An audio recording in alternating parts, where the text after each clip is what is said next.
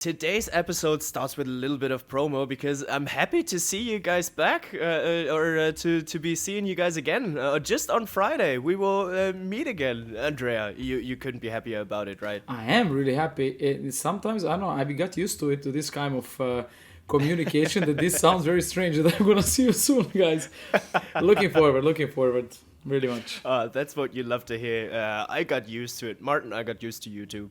Ah, that sounds good. I was just thinking we were only virtual friends, whether some of us was a But little that's bit of a why. catfish. But luckily we got the camera on here. But no, I'm looking forward to No, another big show. It's just like in a great marriage where after some time it gets boring, you get used to each other, but you just stick together because it still kind of works. But it works You today need to keep as the well. flame.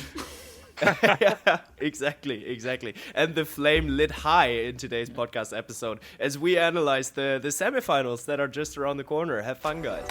Ball across to Dylan. He double in flight. Oh, what a start. Into the net.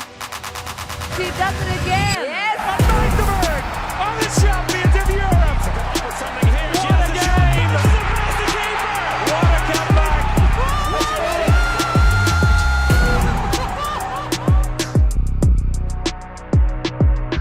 It is time to talk handball again, everybody. And guess who's back? Back again? We are back in the trio that has been following you a lot lately, just not yesterday. Today we are back with a squad. Me, Bengt, Kunkel, the guy that got a little older throughout the tournament. He's just been watching his wrinkles in his face. And that's Martin Vilstrup. And the eternal youth, Andrea Lekic. How are you? Should I start? I got a better compliment than you. I'm really good, thanks for the question. It was so strange yesterday see Martin leading the podcast. I mean, we're not going to do that again. So, I mean, I felt a little bit, I would say, scared. So I needed to come back. I was scared too because he did it so good. Yeah. No, I mean, once it's a beginner's luck, honestly. So. But you guys did a great job yesterday, and today we want to conclude the main round and look out for the semi-final. But actually, I didn't plan on missing yesterday's episode. That's why today we definitely need to look at our starting seven, at our fantasy seven once again, and we're starting here with the right back since we have way too little time for way too many topics. Just quick answers, and we are gonna start here. No, you know what? We're gonna go for the right wing, and I'm gonna start with Martin and ask you Hakun Westaf Taigum or Lukas Zerbe. Taigum.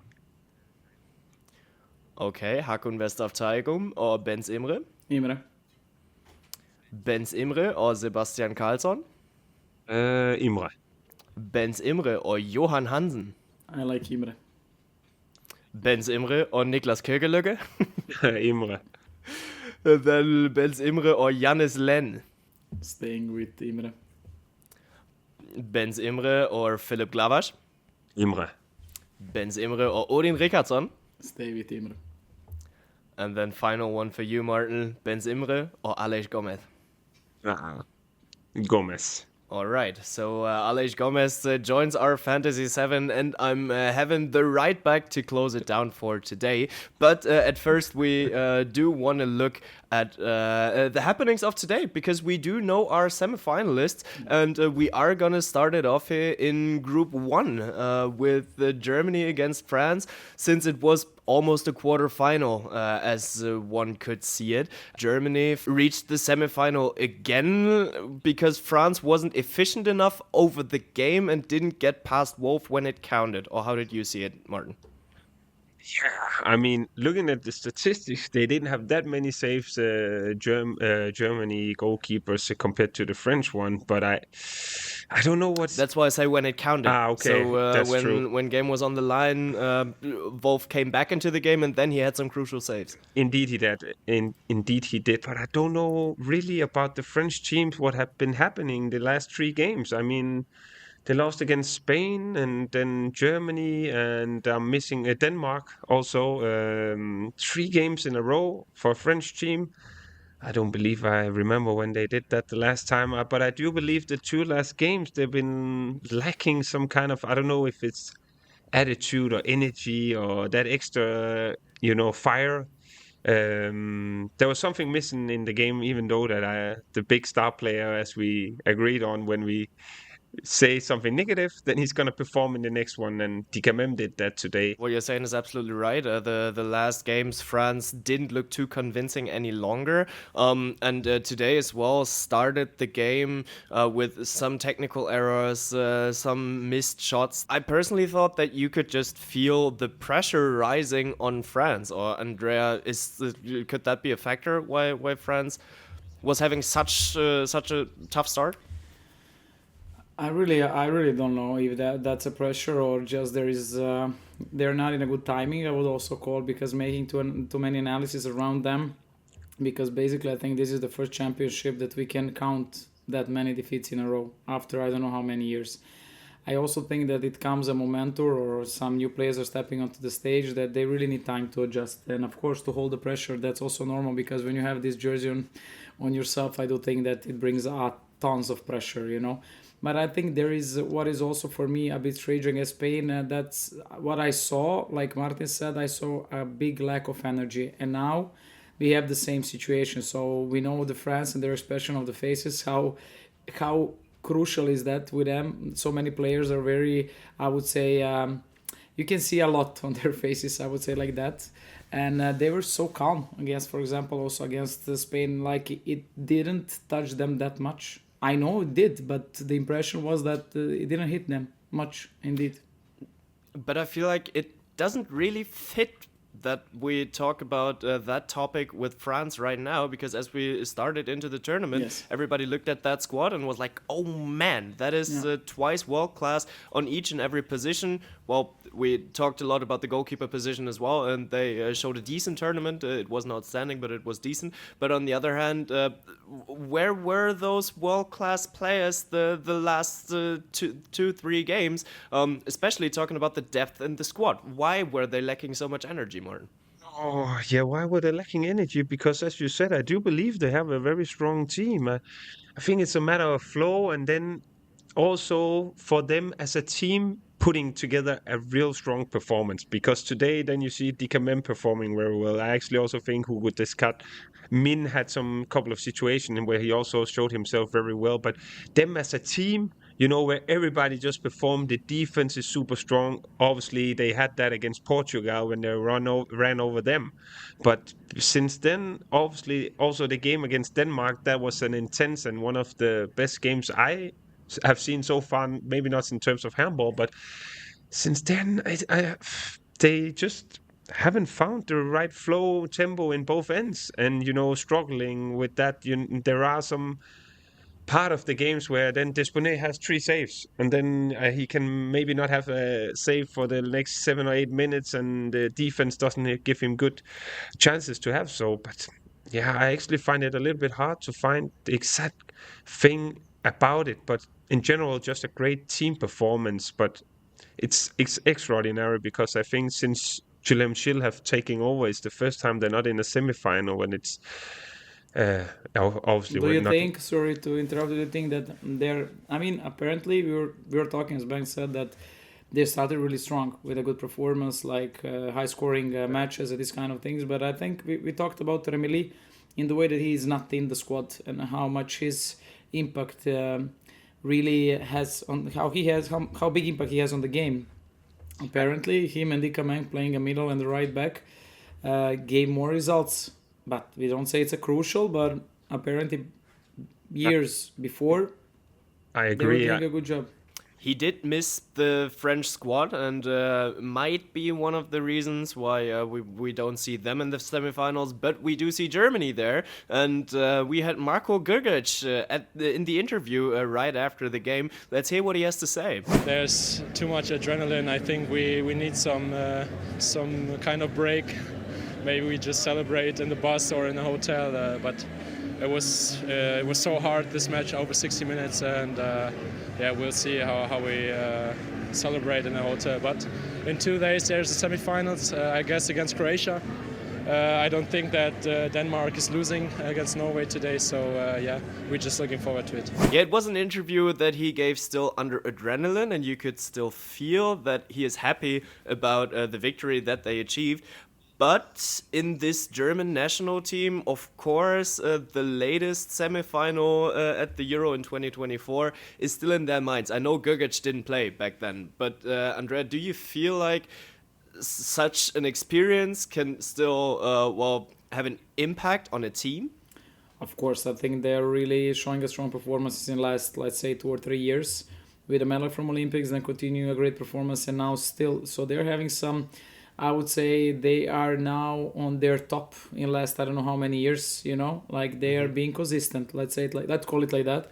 And I mean it in the direction that they went to the semifinal, but then lost 2 games. This I know, but I mean, experience is of course a crazy thing. That's just normal. They're gonna face Croatia, and I do think that Germany is a favorite in that duel. That's my feeling. Croatia is having issues with the injuries, but I think that maybe they had the pressure now a bit off of their shoulders in the way that they are qualified for the semis. And I do think that also with the strong performance of Knorr today, somehow they are having really high hopes for the final. Mm-hmm. Yeah, it was in the 15th minute when Yuri Knorr stepped onto the court, and Germany was leading 8-7 at that time. And I wrote down, can the knot burst? Martin, did the knot burst? No. But I believe what Knorr did today was unbelievable. A great performance, and it's also needed from him and also for the German team because there's a lot of pressure on him. He's probably one of, the biggest backcourt star in the team. And usually at the last European champion, he felt a lot of pressure, and so today was very important. I just found it a little bit funny that out of the 3 shots he missed, Despone, he catched it. So whenever he missed, it was actually a catch. But a miss is a miss. But besides that, 10 goals and contributing, I think it's very important. Yuri Knorr actually joins to a team that is already looking good and looking even stronger, and that will help them against Croatia if he can pull off that performance, because Andrea, you had an eye on Hungary against Croatia, and Croatia did manage to secure their semi-final spot, but it was close. It's crazy. From like 1-1 on the beginning of the match, I think 46 minutes Croatia came for the first time in an equal state with Hungary. So I think that that was really a tough one. I mean, they were struggling a lot. I would not say it was a beautiful handball throughout the match, but they were they were changing like tactics. It was really like interesting to see Croatia playing 5-1, then Hungary in one moment playing 5-1, and then Croatia wanted to solve it with 7-6, 7-6. Then Hungary playing almost 60 minutes 7-6, and then I was just thinking, like, being a player, how hard is it in the way to play 7-6, constantly being under pressure to not make a mistake, because it can be decisive, of course, and you can get an easy goal. So, but I think the Hungary, talking about Hungary a bit, Hungary showed a really nice performance on this championship. I think they can be really satisfied with the things what they did, and definitely Chema is he's the guy for them. I mean, you can see the very nice harmony between them, and I think the Hungary is really on the right path. I would call it like that. But Croatia, I mean, they are true fighters. We could see this. It's just crazy. They also had amazing support on the stands. We could also see that part. And at the end, Dominik Kuzmanovic took some very important saves, because Croatia was missing some saves of the goalkeeper. So when he stepped in, he brought some, let's say, safety on the goal. That was the moment when Croatia started to play better and to score more. When they went on 7-6, Croatia got some important goals. So that was also a very nice tactical move by Dagur, and I could see there a huge change. But then, as you could see, it was drama until the very last second, and a lot of Swedish people crying on the stands. That was also. Yeah, because Sweden actually needed the Hungarians to at least take a point. And one can really not say that Hungary didn't give it their all. So they fought for it. especially because Croatia on the offensive side, there was bad news for them because Zvonimir Serna is out for the rest of the tournament, and that's why they started Ivan Martinovic as center back there as well, who as a left-hander took control over the backcourt, and he had to take some shots from the left back position. Well, it wasn't that successful, right? I believe I just looked it up. It's funny that you said it because today he was 3 from 11. Against Slovenia, he was 3 from 10. Against Switzerland, he was 5 from 10. So that makes it in total 11 goals on 31 shots. And these kind of statistics we're not used to see from Martinovic because he has a great shot. He's been showing that earlier, but I don't know, he's not hitting the goal because he got the height and the shooting power in order to smash it into the goal, but something is not. But the Croatian team, it's funny because there was a lot of people. I know Srena is not playing because of the injury, but Lusin, he likes to shoot. Maras, he likes to shoot as well. You know, they have these kind of, can we call them loose cannons? Bombers. Yeah, bombers, bomber cannons or whatever you want to call them. So, but I mean, respect also to Croatia. For Hungary also, they have been playing good time, but also for Croatia to be in a semi-final. But that main round group is crazy with a draw, losing teams, depending, and going back. And here we are with Croatia in a semi-final and winning the group. Yeah, that is true. Especially after they started with 0 points after they lost the last match against Sweden. So yeah, hats off to them. The other team that made it through is Iceland. Right from the start today, right at the beginning was the first game of the day. Iceland secured it. They brought it home, and Martin, is that the most overdue semifinal of the last 15 years for Iceland?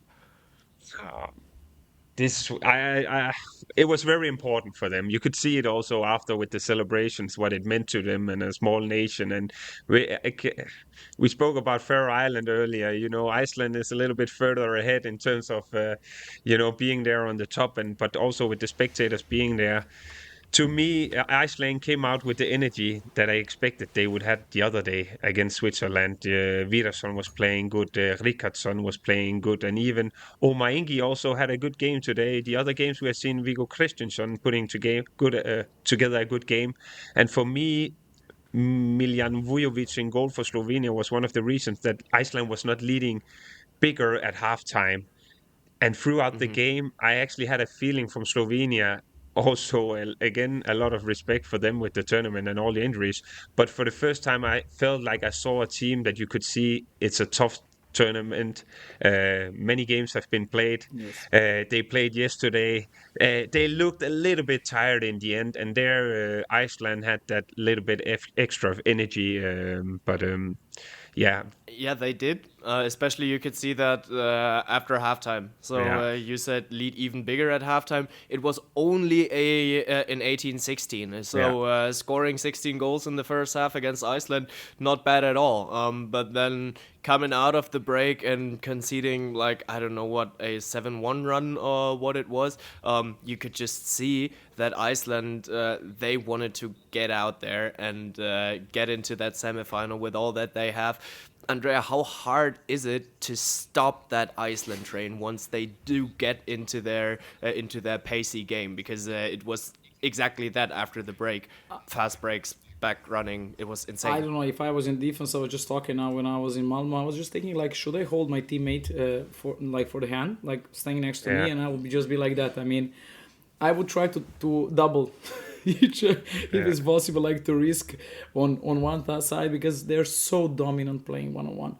And I just asked, I don't know who I was talking with Spanish guys, they said it's crazy because they have a very low stance. So when they attack, to really stop them, to foul them, it's extremely hard. And it's impressive because each and every one of them is doing that. So it's not that is something different, and they have such a simple system. Indeed, you don't have nothing much in the attack to see extra combinations, crazy stuff, or many actions, passes. They know each other so well that you have a feeling that their timing just to be next to each other is pure perfection. And of course, when you have this ability to play like that, then you're going to use it. I do think that many teams are stressed playing against Iceland, honestly, because you cannot stop them physically. They're extremely dominant in playing one-on-one. They're not having like a dominant side attacking. They're attacking both sides when they attack you. So you never know. You cannot. You can try to force a player to choose a side when he attacks you, but with them it's really tough. And I mean, you need to help each other so much that there is always extra player. We will see how Denmark tries to figure out a way against them, because that will be the semifinal. Denmark won their match today against Norway quite clearly.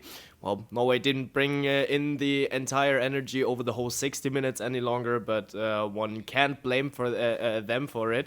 But yeah, Denmark-Iceland it is now. Last competitive match in between these two at a big tournament was at the Euro 2022. So it's actually two teams that don't know each other so well right now, Martin, isn't it? Not in terms of the national teams, but many of the players plays in the Bundesliga together. Let's say Vilstrup and Gisli Kristjansson and Omar Ingi.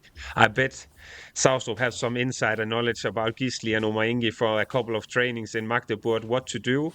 I would say it's a matter also to accept that sometimes they're going to get past you and they're going to score beautiful goals and you're going to look like, you are out ordering a hot dog or something like that.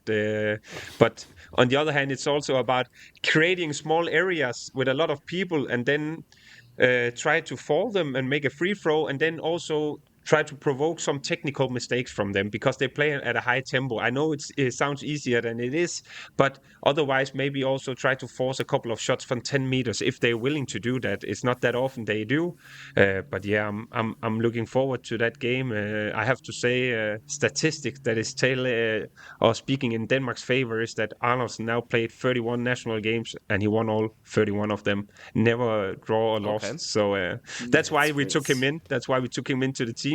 Superstitious about Just it. for the statistic. Yeah, exactly. Yeah. A new player on the court. That's also nice to see.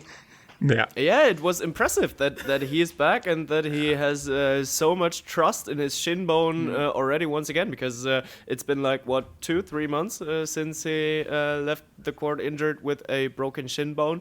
And usually it takes like around 6-8 weeks. So yeah, good to see him back. What can he add to the already running again Danish squad, Martin?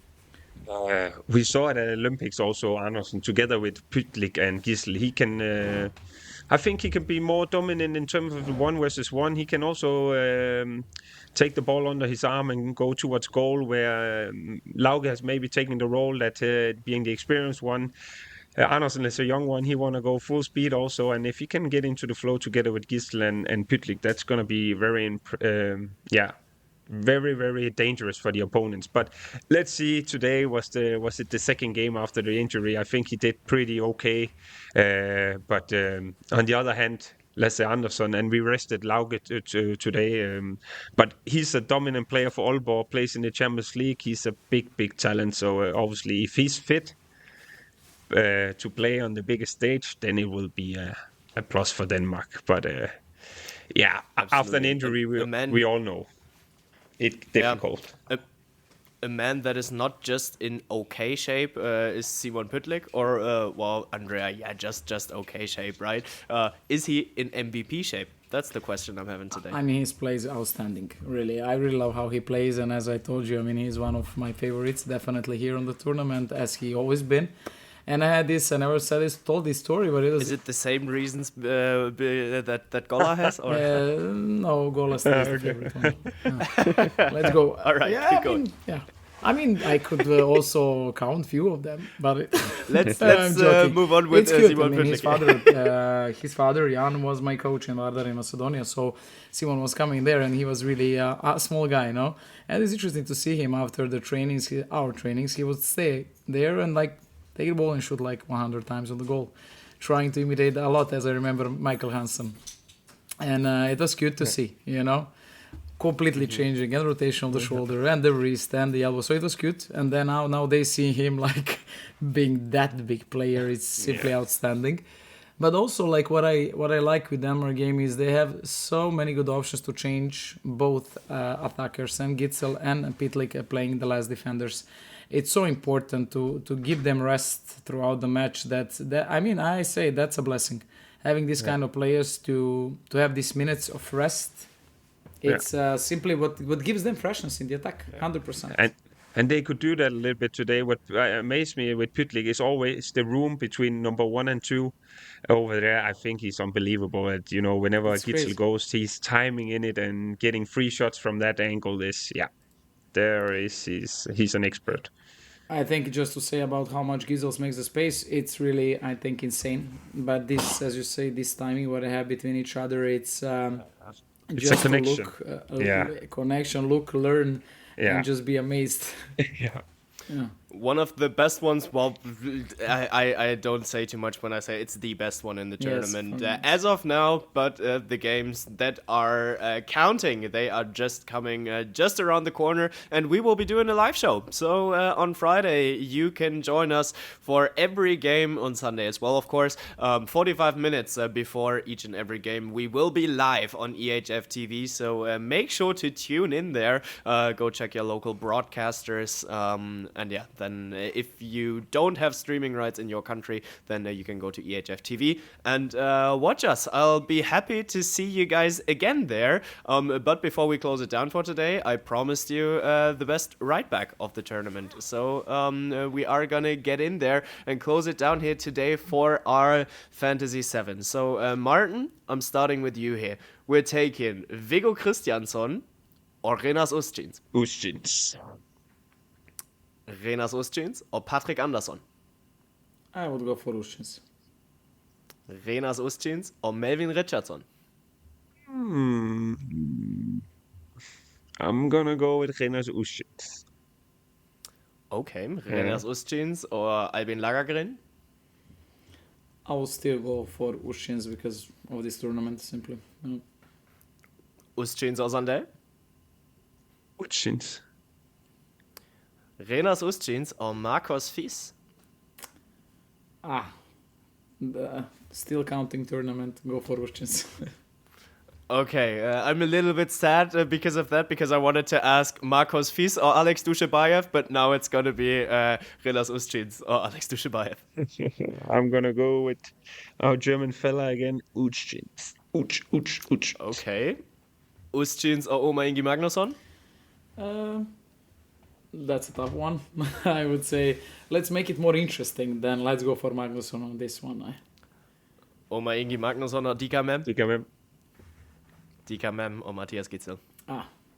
For me, it's Well, then I actually would only have to ask that question. end. But so many right backs, so many great right backs in the tournament but right Kiko now. Costa you didn't I count love as a proper one.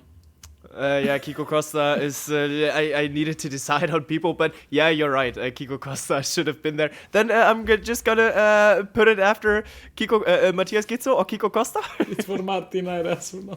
Yeah. I would say Gitzel.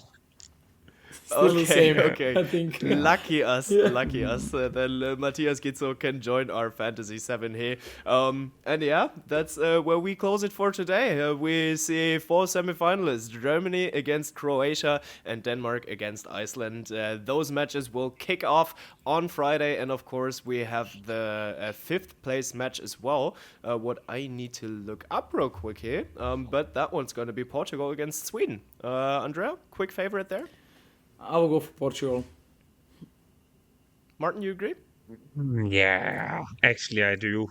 Even though Palika was outstanding today, but I believe Portugal have maybe more hunger to chase that 5th place, where Sweden is used to being up there for the medals.